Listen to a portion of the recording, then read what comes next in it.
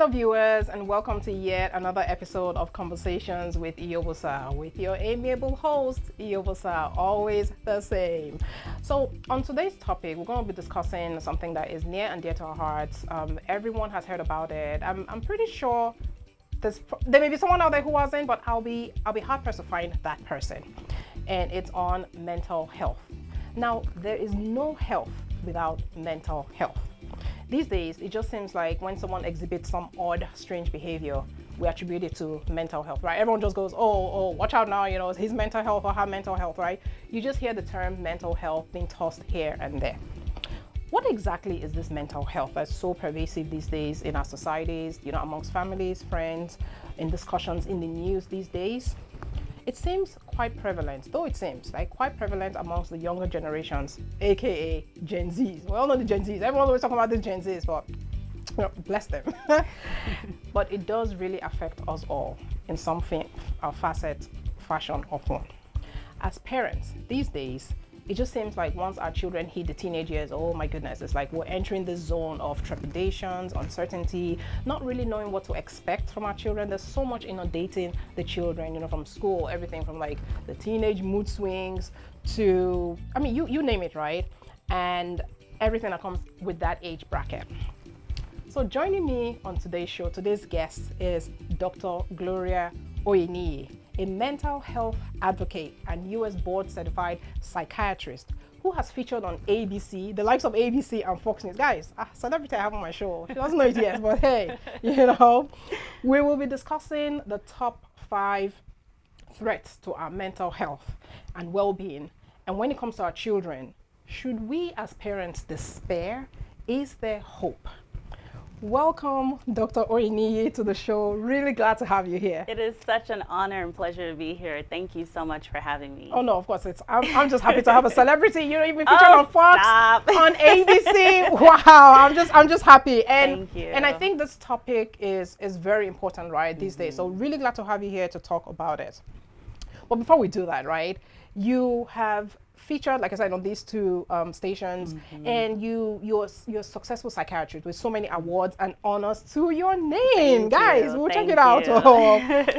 And you've been featured on ABC because and I think the news then was that you and your 2 other siblings, so the 3 of you, right? Yes. You realized your dreams of becoming doctors here in the US. Now, the question I'm going to ask is, how do your parents feel? Because we know that Nigerian parents, there are only 5 professions, and the top of that list is medical doctor. So how do they feel? I can only imagine.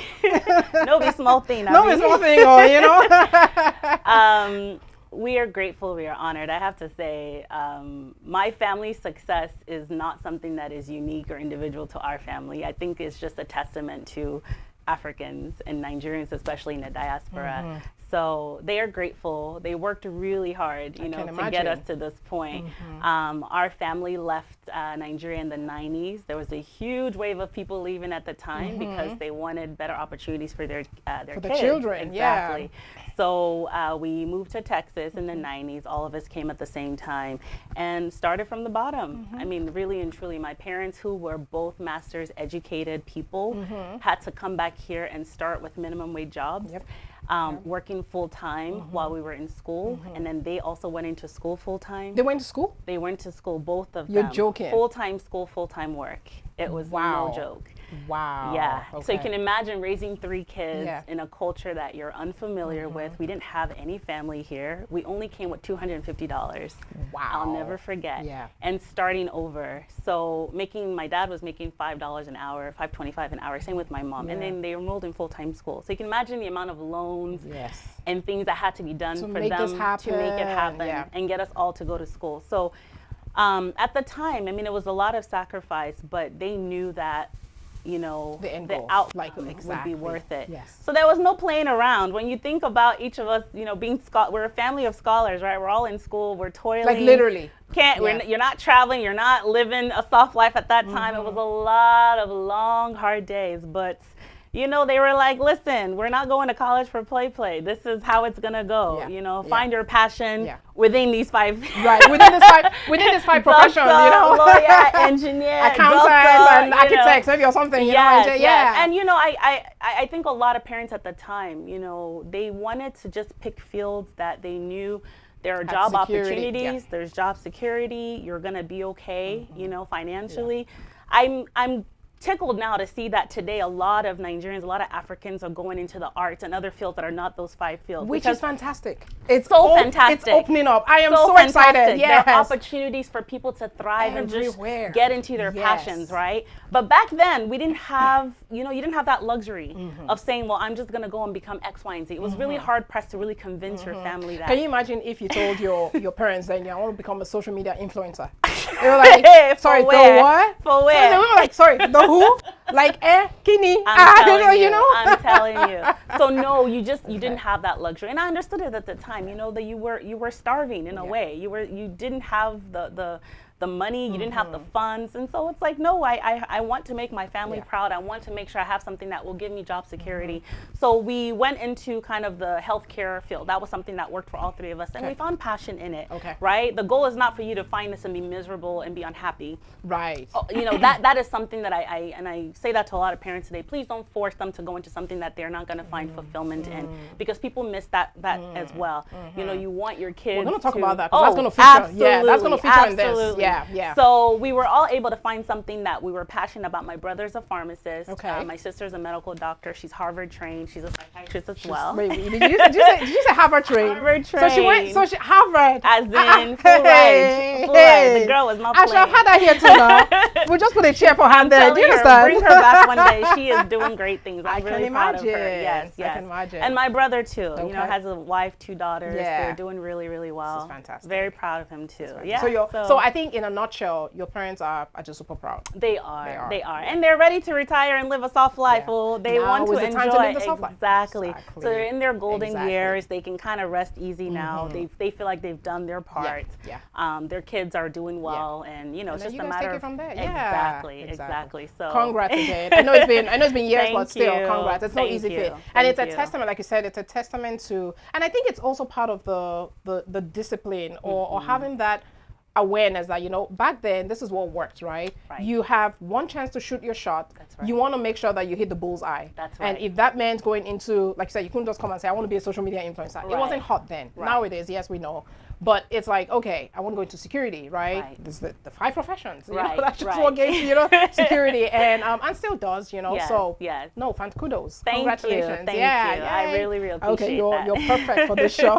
Thank you. Okay, so let's segue into the I guess the seriousness of the show, right? So mental health, right? Yes.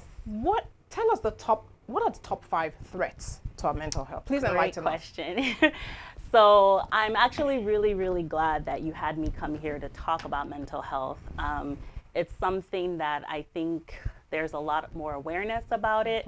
People are talking about it a lot more now. And I'm really happy that Africans and Nigerians and everyone in the diaspora and also back home are talking about mental health. What is mental health? So before we talk about kind of the top 5 threats to mental health, let me just explain what mental health is. Please, right? So mental health is just your psychological and social well-being, the state of your emotional well-being. That is what that is. So all of us have mental health. Right. We all do. You check in with yourself emotionally and psychologically. Are things going okay? Are they not going okay? That's a state of mental health. That's all that is. So we all have we've always had it. We've always had it. It's just that the language now to be able to kind of check in and say, what does that mean to check in with your emotional health? So let me do that with mental illness. That's a different diagnosis or a different definition. Okay. Mental illness is when there's a dysfunction in your mental health that is significant clinically, right? Okay. So any environmental, any behavioral, any kind of disorder that will come and disrupt the state of your mental well-being, that is mental illness. So a lot of times mental illness, it's clinically significant. There are certain criteria you have today when someone's just not doing well. It's affecting the way you think, the way you feel, the way you behave. A lot of times there's intervention that's needed. Okay, someone needs medication, they need therapy, they need other behavioral interventions. That's mental illness. So not everybody is going to have mental illness. Some will for a variety of reasons, your genetics and your biology, that matters. There are environmental things that can put you at risk for having mental illness. Not everybody does. And mental illness varies, right? From really severe to really mild. So there's a spectrum. There's a spectrum. Right? Okay. There are a wide variety of it. Right. The goal of taking care of your mental health is to not get into mental illness, right? So that's where we step in. So do you think, I know you'll soon delve into the 5 ways, the top 5 things impacting our mental health. Do you think the population, or the general population, right? So when I say just the layman, do we use it interchangeably? So sometimes when we say mental health, or when we say mental illness, is it like, do we mean mental health, or is it, is that what's? I think people confuse the terms so far, because mental illness is a specific term for when there's a dysfunction in the mental health. Okay. Mental health can be great. Again, it's just your state of well-being, right? And so all of us, it's like taking care of your health. Health is just a term to talk about your physical well-being, right? Okay. So mental health is speaking about your emotional and social well-being, your emotional, social, and psychological well-being. Okay. So illness, I think we want to prevent everyone from going to illness, but illness is a very specific term. It's a clinical term for most people. Okay. But when people are mentally unwell, right, there are things that can affect that. We want to prevent people from being unwell. Okay. So to do that, you have to take care of your mental health. That's the foundation. Okay. So all of us have mental health that we should definitely address and take care of to prevent mental illness from happening. Okay. So what are the, and this is a good segue too, so what are the 5, what would you say are the 5 top threats to our mental health? So there are several things can affect your mental health, just like there's several things that can affect your physical health, right? Yeah. But I want to hone in on 5 things that can really affect your mental health. So let's start with sleep. Oh, sleep? Sleep. Okay, I wouldn't have thought. Exactly. Okay. Sleep affects mental health in so many ways. One, we are a society today, we take sleep for granted. All of us do. If I go into a room, whenever I give a lecture, I talk to students, I'm talking to family members, church members, how many of you are sleeping 7 to 9 hours a night? Not even half the room will raise their hands. But entrepreneurs will tell you to be successful, who needs 8 hours of sleep? I mean, 4 hours, you're good. Until you crash and burn. Oh, okay. Exactly. So your brains need sleep because that is the only way your body will restore. That is the only way your mind will restore itself. And when you continue to not sleep, you shortchange yourself in mental health. Okay. So a lot of what I'm going to be talking today, I'm going to speak from an evidence-based perspective. I'm a psychiatrist, I'm a medical doctor. I practice evidence-based medicine, meaning I'm not here to give my personal opinion about what's going on. I'm going to tell you what research studies show, because we go on facts, we go on research studies to see these are the outcomes we've seen. Okay. So I'm speaking on sleep because there's lots of research that has shown this. Years and years of not sleeping actually shortchanges your life by up to 10 years. What? Yes. By up to 10 years. Okay, so doctor, wait, let me just ask. So what's ideal now? Because, I mean, I easily do 7 hours. Yes. But so is it? 7 to 9 hours consistently. But who has time to do 9 though? You have to make the time. 9 is, I mean, most people are not able to get to 9. If you can get to 7, you're good. Okay. And maybe even 9 on the weekends, every once in a while is good. That's 7 to 9 hours is the sweet spot. If you sleep more than that, that's not good. If you sleep less than that, it's very much not good. Wow. Because when you're not sleeping like that, like I said, your body is not getting the rest it needs.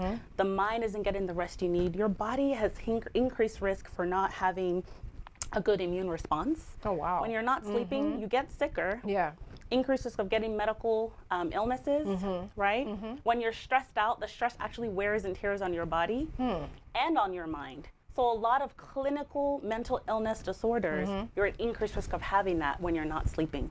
So a lot of actual mental illness disorders that I treat, especially bipolar disorder, for example, depression, the first thing we actually do is work on sleep.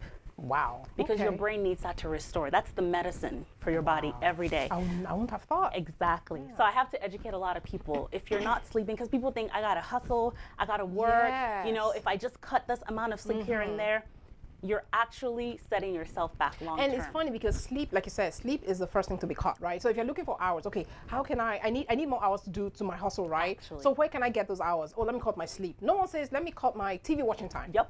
No one says, let me cut my whatever it is, right? Yep. Yeah, right? Which will lead me to some of my later points, but exactly. That's the last thing you cut out is your sleep. Yeah. And that's actually the first thing you need to actually focus on. Wow. Is your sleep. Okay.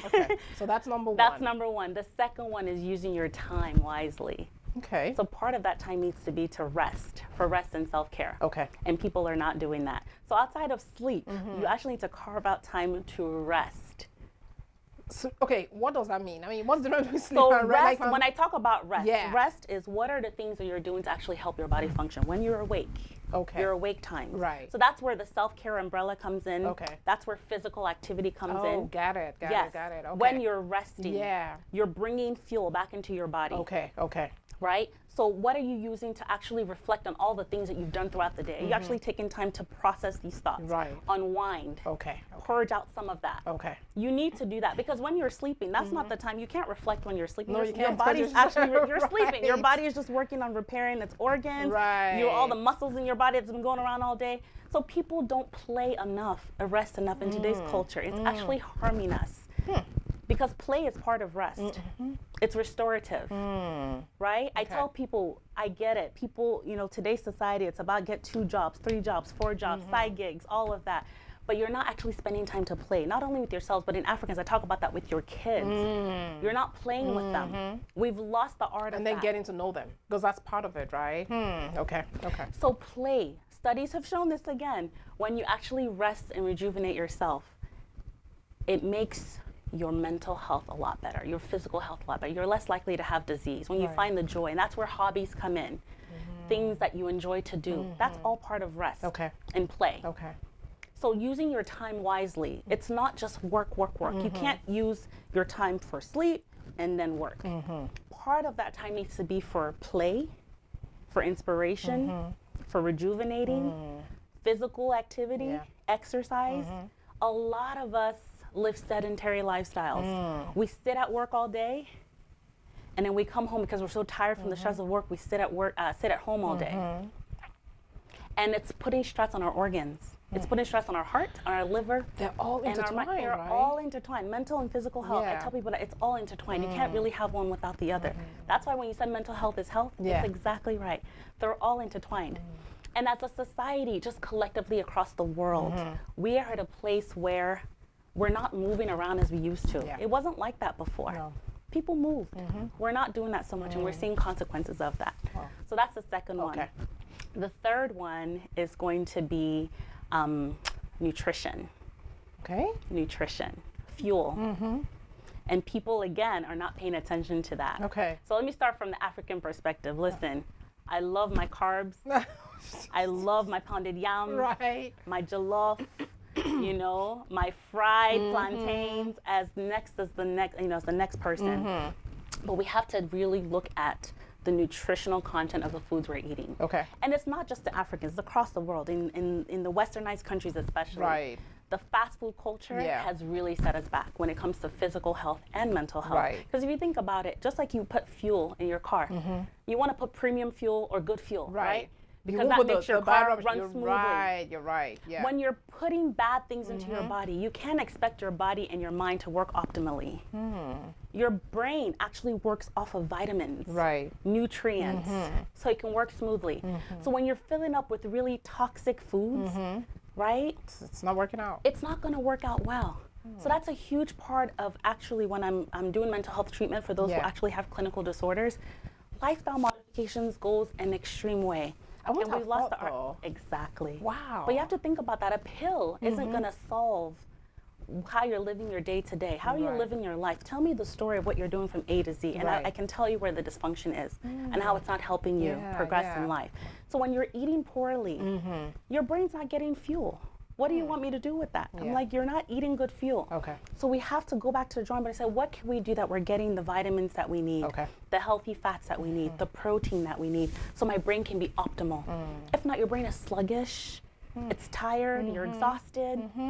That's a huge part of it. You're stressed. You're bringing inflammatory oxidants that are causing your body to break down. So nutrition. Wow. That's another threat to mental health. Okay. Let me keep going. Yes, There's two more. There's 2 more. There's 2 more. It's amazing. No, keep going. I didn't think these things. I mean, seriously, the 3 you mentioned so far, not even on my list. They're things we take for granted. Yes, right? I think but you don't so, really right? think about how important they are in yes. building the foundation for just a healthy lifestyle. So they really affect mental health. The top 2, I think, are things that also people take for granted, but we need to think about that. So the 4th one is community or lack of. Okay. So isolation kills. Oh, yeah. Okay. That's the word I want to say. Isolation kills mental health. But as a society, we're getting more and more isolated. We think we're connected, but we're really not. We're getting more and more detached from connecting. And when I mean connecting, from physical, because human to human connection. Right, because people go, well, there's social media, right? And then we have all this 10 million friends, right? It's not real community. So real community, being able to find your tribe of people that you trust and they trust you, you can be real with, you can be authentic with. Right. If you want to use your social media as a tool to connect with people, sure, but you can't use that to kind of override it can be true, genuine, the end all and it be cannot all, be the foundation of connection. Right. Right? So studies have shown people who are isolated and don't have community are more likely to want to die, they are more likely to attempt to die, and they are more likely to actually complete suicide in dying. Oh, okay. Not only that, they are more likely to have physical illnesses, right? They get sicker faster, earlier, and they die earlier. So it shortens your lifespan. Yeah. We're humans. We're meant to socialize. We're meant to connect with people. So it's very, very important that we kind of keep that. It actually fosters good mental health. A state of well-being is belonging to some type of community. So that's the fourth one. Okay. And then the last one